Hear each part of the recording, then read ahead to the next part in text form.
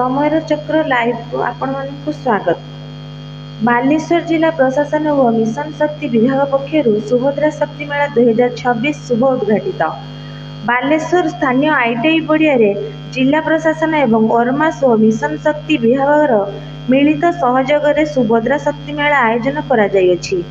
ଏହି ମେଳାକୁ ମାନ୍ୟବର ସଦର ବିଧାୟକ ଶ୍ରୀଯୁକ୍ତ ମାନସ କୁମାର ଦତ୍ତ ମୁଖ୍ୟ ଅତିଥି ଭାବେ ଯୋଗ ଦେଇଥିବା ବେଳେ ଅନ୍ୟାନ୍ୟ ବରେଣ୍ୟ ଅତିଥିଙ୍କ ମାନଙ୍କ ମଧ୍ୟରେ ଜିଲ୍ଲା ପରିଷଦ ଅଧ୍ୟକ୍ଷ ଶ୍ରୀଯୁକ୍ତ ନାରାୟଣ ପ୍ରଧାନ, ଜିଲ୍ଲାପାଳ ଶ୍ରୀଯୁକ୍ତ ସୂର୍ଯ୍ୟବଂଶୀ ମୟୂର ବିକାଶ, ଅତିରିକ୍ତ ଜିଲ୍ଲାପାଳ ସାଧାରଣ ଶ୍ରୀଯୁକ୍ତ ସୁଧାକର ନାୟକ, ଉପଜିଲ୍ଲାପାଳ ଶ୍ରୀଯୁକ୍ତ ଶିବ ମାଲବ୍ୟ, ମୁଖ୍ୟ ଉନ୍ନୟନ ଅଧିକାରୀ ତଥା କାର୍ଯ୍ୟନିର୍ବାହୀ ଅଧିକାରୀ ଶ୍ରୀଯୁକ୍ତ ସଞ୍ଜୟ କୁମାର ରାଉତ ଏବଂ ଅତିରିକ୍ତ ମୁଖ୍ୟ ଉନ୍ନୟନ ଅଧିକାରୀ ଜିଲ୍ଲା ପରିଷଦ ଡକ୍ଟର ମଧୁସ୍ମିତା ସାମନ୍ତରାୟ ପ୍ରମୁଖ ଯୋଗ ଦେଇଥିଲେ।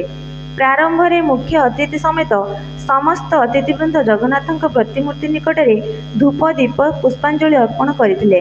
ଏହିପରି ମେଳା ସମଗ୍ର ରାଜ୍ୟରେ ଅନୁଷ୍ଠିତ କରାଯାଉଥିବା ବେଳେ ବାଲେଶ୍ୱର ଜିଲ୍ଲାରେ ମଧ୍ୟ ଏହି ମେଳା ଆସନ୍ତା 28 ତାରିଖ ପର୍ଯ୍ୟନ୍ତ ଚାଲିବ। ଏହି ମେଳାରେ ଗ୍ରାମୀଣ ମହିଳା ସ୍ୱୟଂ ସହାୟକ ଗୋଷ୍ଠୀ ଉଦ୍ୟୋଗୀମାନଙ୍କ ଉତ୍ପାଦକଗୁଡ଼ିକୁ ବିକ୍ରୟ ନିମନ୍ତେ ସୁଯୋଗ ସୃଷ୍ଟି ମେଳା ବା ବଜାର ଆୟୋଜନ କରାଯାଇଛି।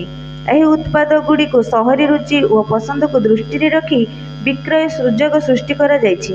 ଏଥିରୁ ଲବ୍ଧ ଅର୍ଥ ନିଜେ ସ୍ୱାବଲମ୍ବୀ ହେବା ସହ ଦେଶର ଅର୍ଥନୈତିକ ଅଭିବୃଦ୍ଧି ହେବାର ସହାୟକ ହେବ ବୋଲି ମୁଖ୍ୟ ଉନ୍ନୟନ ଅଧିକାରୀ ତଥା କାର୍ଯ୍ୟନିର୍ବାହୀ ଅଧିକାରୀ ଶ୍ରୀଯୁକ୍ତ ସଞ୍ଜୟ କୁମାର ରାଉତ ସ୍ୱାଗତ ଅଭିଭାଷଣରେ କହିଥିଲେ।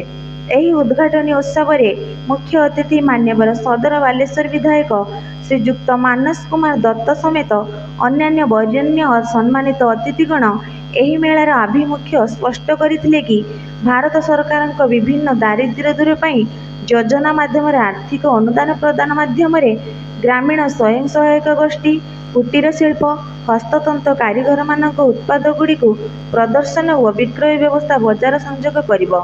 ଏହି ମେଳାରେ ବିଭିନ୍ନ ଅଞ୍ଚଳରୁ ଆସିଥିବା ସ୍ୱଦେଶୀ ଗ୍ରାମୀଣ ଉତ୍ପାଦକ ପ୍ରଚାର ପ୍ରସାର ପ୍ରଦର୍ଶନ ଏବଂ ବିକ୍ରୟ ସହିତ ଆର୍ଥିକ ମାନଦଣ୍ଡ ସୁଦୃଢ଼ କରିବା ଏବଂ ବିକଶିତ ଓଡ଼ିଶା ବିକଶିତ ଭାରତର ଆହ୍ୱାନ ସଫଳ କରିବ। ଏହି ଉଦ୍ଘାଟନୀ ଉତ୍ସବରେ ଆୟୋଜିତ ସଭାରେ ଅତିରିକ୍ତ ମୁଖ୍ୟ ଉନ୍ନୟନ ଅଧିକାରୀ ଜିଲ୍ଲା ପରିଷଦ ଡକ୍ଟର ମଧୁସ୍ମିତା ସାମନ୍ତରାୟ ମୁଖ୍ୟ ଅତିଥି ସମେତ ସମସ୍ତ ବରେଣ୍ୟ ଅତିଥି ଏବଂ ସୁଭଦ୍ରା ମେଳାରେ ସାମିଲ ହୋଇଥିବା କର୍ମକର୍ତ୍ତାଙ୍କୁ କୃତଜ୍ଞତା ସହ ଧନ୍ୟବାଦ ଅର୍ପଣ କରିଥିଲେ।